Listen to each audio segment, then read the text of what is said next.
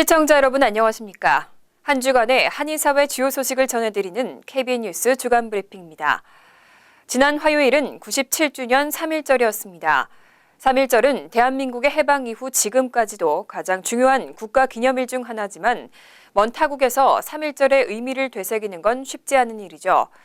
순국 선열들의 희생을 되새기기 위해서 뉴욕과 뉴저지에서도 기념식이 개최됐습니다. 기념식에서는 애국가 제창과 만세 삼창을 통해 애국심과 독립정신을 되새기는 시간을 가졌습니다. 정세진 기자가 보도합니다.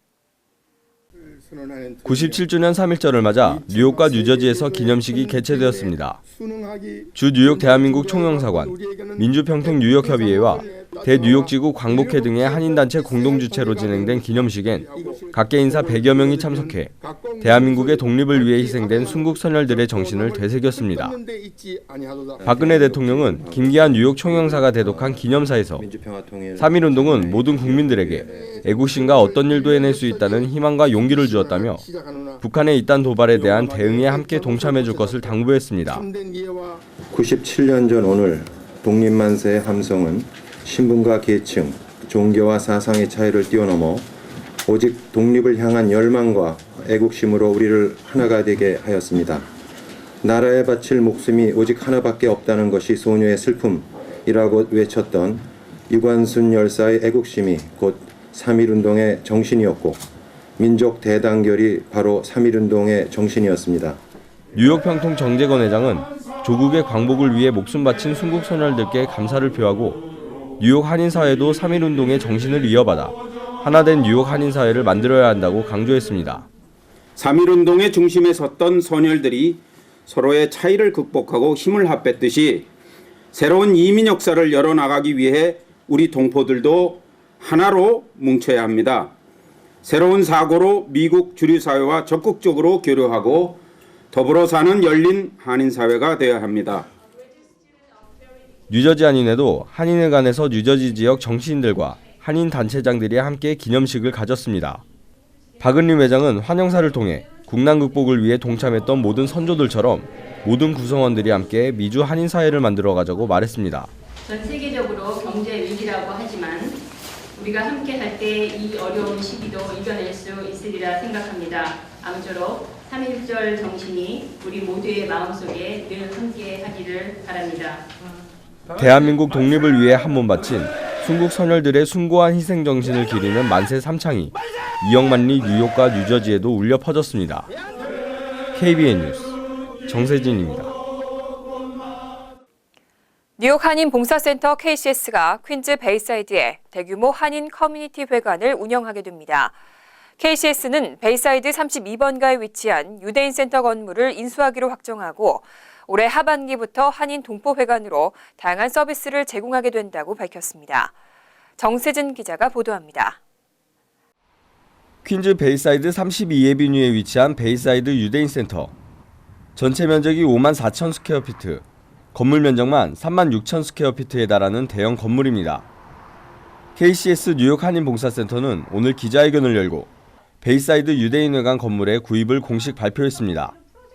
KCS의 역사적인 그 새로운 건물을 계약한 데 대해서 우리 백기 의원 여러분과 같이 정말 참 축하하고 한인사회 전체를 위해서 우리가 크게 도움이 되는 오늘 이 시간이라고 생각을 합니다.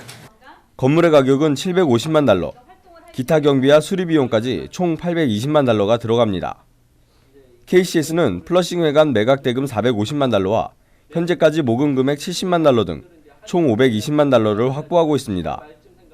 따라서 부족한 300만 달러를 만들기 위해 재해동포재단 등 한국 정부 지원과 한인 동포들의 회관 건립 성금을 당부하고 있습니다.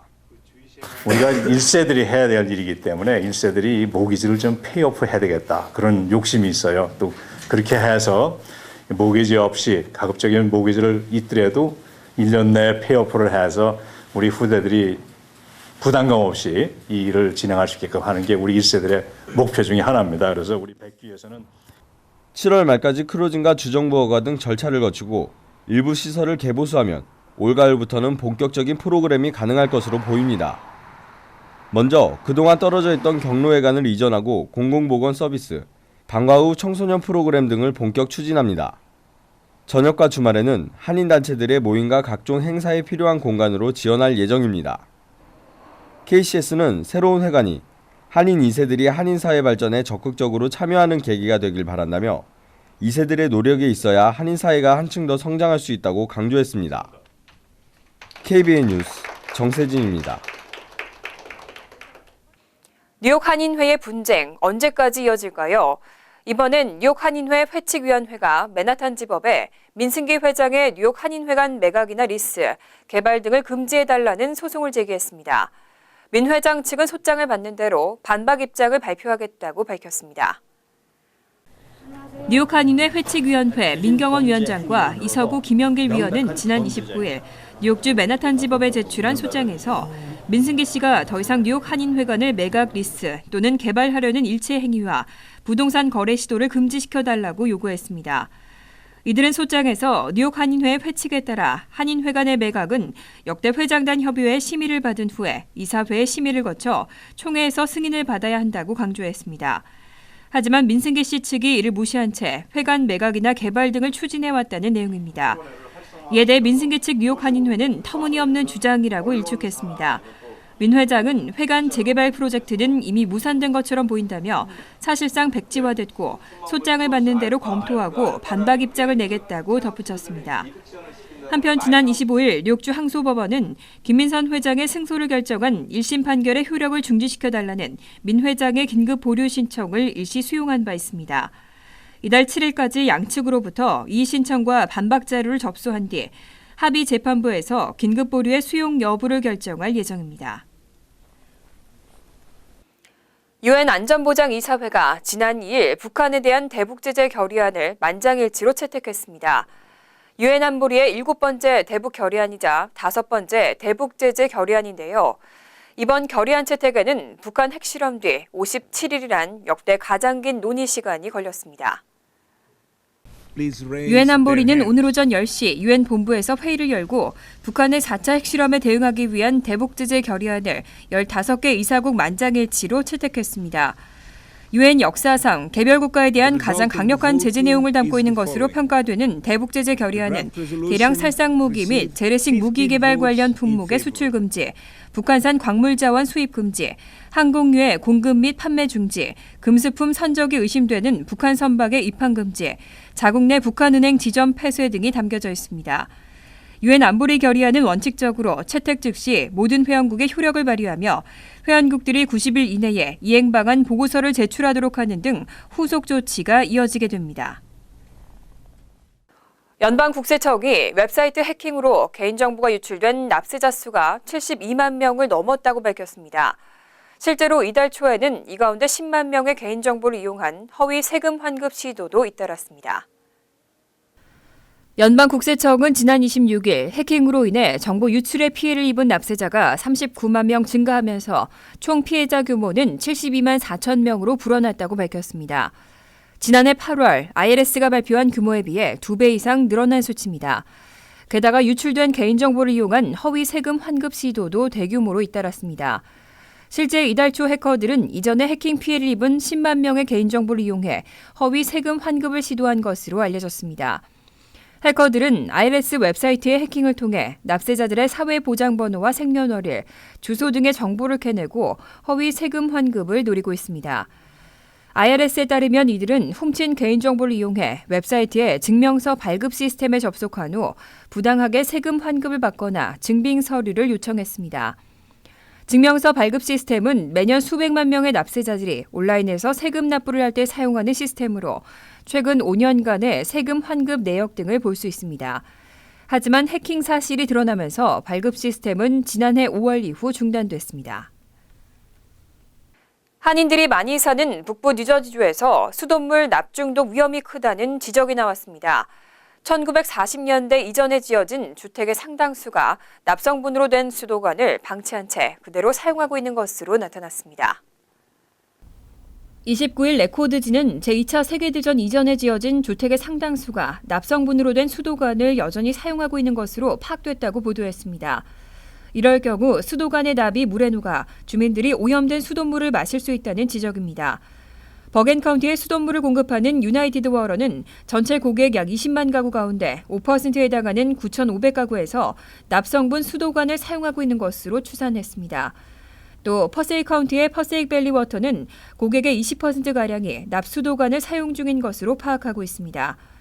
특히 1940년대 이전에 지어진 주택일 경우 납성분으로 된 수도관을 여전히 사용할 가능성이 높습니다. 이 경우 식수가 납에 오염될 가능성이 크기 때문에 국립음용수자문위원회는 지난해 12월 환경보호청에 납성분 수도관을 구리나 플라스틱 수도관으로 교체하는 것을 의무화하라고 권고한 바 있습니다.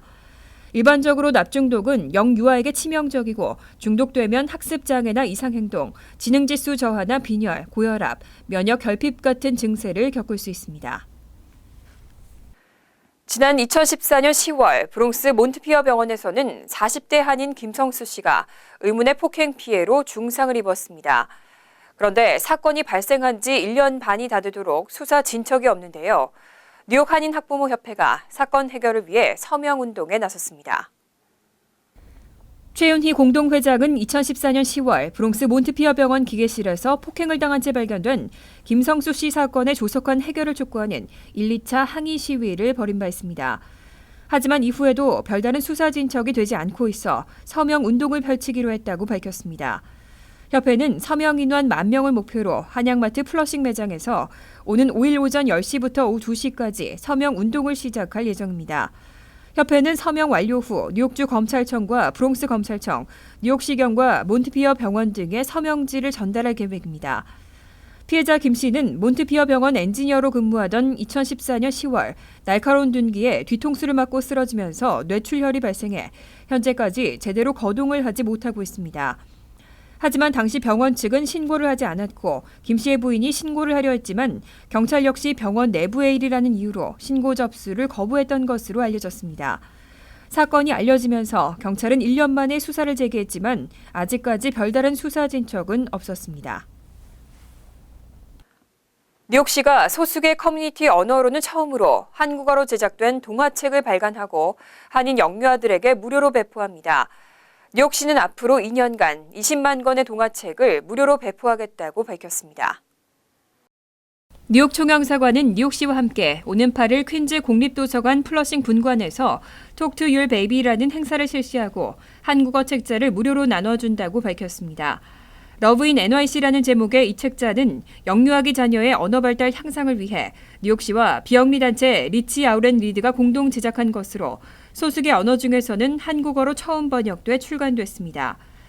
뉴욕시는 지난해 7월 어린 자녀를 둔 부모들이 유아기 때부터 책을 읽어주는 것이 향후 언어 능력 발달에 도움이 된다며 얼리 차일드 디벨롭먼트 프로그램을 실시하고 있습니다. 뉴욕시는 향후 2년간 20만 권의 동화책을 0에서 3세 자녀를 둔 가정에게 배포하겠다고 밝힌 바 있습니다. 특히 이번 프로그램은 지난달 19일 뉴욕 총영사관이 밝힌 코리아인 뉴욕 행사의 일환으로 실시되는 것으로 한인 커뮤니티의 위상을 높일 수 있을 것으로 기대되고 있습니다. 행사장에는 한인이라면 누구나 참석할 수 있고 참석 여부를 뉴욕 총영사관에 전화로 통보하면 됩니다. 요즘 한국에서는 대한민국 국민이 만들었다는 영화 한 편이 흥행 열풍을 이어가고 있습니다. 바로 영화 귀향인데요. 일본 위안부라는 민감한 문제를 다룬 만큼 대형 투자자들이 투자를 꺼리면서 제작에만 무려 14년이 가까이 걸렸다고 합니다. 전 국민을 대상으로 후원을 받아 겨우 제작할 수 있었던 영화 귀향이 한국에서 개봉 10일째 관객 수 200만 명을 돌파했다는데요.